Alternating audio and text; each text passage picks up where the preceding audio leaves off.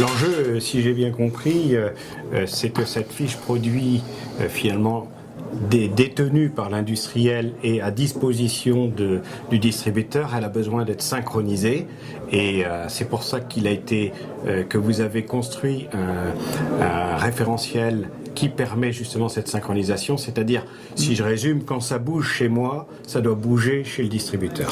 Tout à fait, c'est l'objectif principal effectivement de la fiche produit GS1 et des catalogues électroniques qui sont derrière. C'est de permettre à un industriel non seulement d'envoyer la fiche produit qui décrit son produit à l'origine chez son client, ce qui est une opération qui est indispensable, ne serait-ce que pour que le produit puisse être référencé et commercialisé par ce client, mais cette fiche produit également va permettre à l'industriel d'envoyer automatiquement toutes les mises à jour qui sont liées au produit, par exemple le changement d'une logistique ou le remplacement d'un produit par un autre, et ainsi derrière éviter les erreurs de commande qui font que le client ne va plus commander l'ancien produit mais va commander le nouveau produit, ou lorsqu'il va recevoir le nouveau format de carton ou de palette en entrepôt, il ne sera pas étonné puisque ce format aura été décrit par l'industriel. Donc il y a à la fois un enjeu d'échange, mais il y a aussi un enjeu important de qualité de données qui permet derrière aux acteurs de la chaîne d'accélérer, on va dire, l'introduction des nouveaux produits sur le marché, et puis de limiter aussi de réduire les coûts administratifs qui sont liés au renseignement de formats de fiches produits divers et variés qui sont liés aux besoins spécifiques des clients. Donc aujourd'hui, on a supprimé ces besoins spécifiques pour proposer un format unique qui peut être échangé avec l'ensemble des clients. Mais merci Benjamin.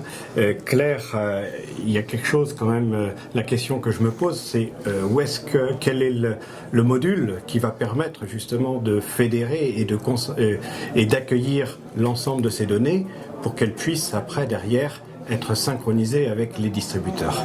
Alors, le module a été développé par la société TX2 Concept, qui a une vraie relation de partenariat avec la société VIF, puisque la société VIF a développé son outil PIM. Le PIM est interfacé avec l'outil WebCat. VIF-PIM. VIF-PIM est interfacé avec le TX2 WebCat de TX2. TX2 va, quant à lui, contrôler les données arrivant de VIF-PIM et les déposer sur le réseau GDSN du parangon de GS1. Donc le catalogue électronique, effectivement, dont je parlais tout à l'heure, qui permet à l'industriel de diffuser la fiche produit à ses clients et qui est alimenté notamment par l'outil qui est proposé par TX2 Conseil via l'application VIF-PIM. Voilà. Tout à fait. Merci. Je précise quand même que VIF-PIM, c'est pas uniquement la publication vers les catalogues électroniques, c'est une des fonctionnalités de VIF-PIM qui est un outil qui lui permet au sein de l'entreprise aussi bien à des finalités internes, et Dieu sait si c'est important de fédérer les données dans un groupe par exemple qui détient plusieurs systèmes d'information, mais également donc d'en faire la publication aussi bien en interne qu'en externe vers les distributeurs. Voilà. En deux mots, Benjamin, est-ce que vous pouvez nous dire l'avantage qu'un industriel retire du fait de synchroniser ses fiches produits?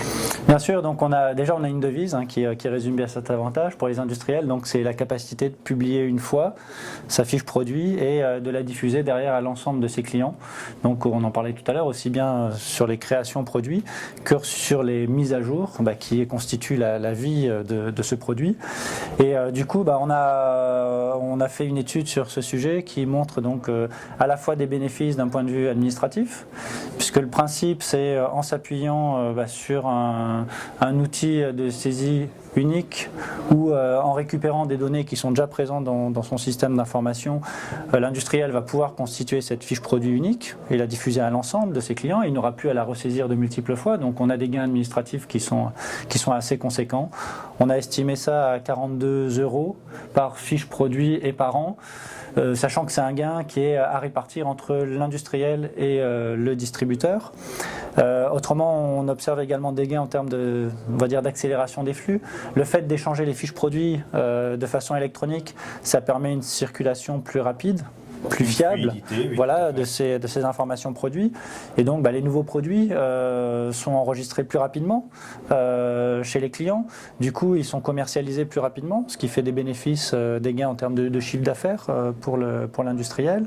Et puis il y a un troisième point également qui est sous-jacent à tout ça, c'est une diminution des litiges, du fait d'avoir une information qui est, voilà, qui est fiable et puis qui est synchronisée en temps réel.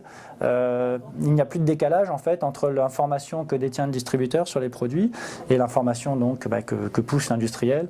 Du coup, moins de litiges de commande, moins de litiges de réception, moins de litiges facture, puisqu'on part en fait sur des données produits qui sont complètement alignées entre les entreprises. Merci à vous deux en tous les cas de m'avoir soutenu dans cet atelier. Merci. Merci.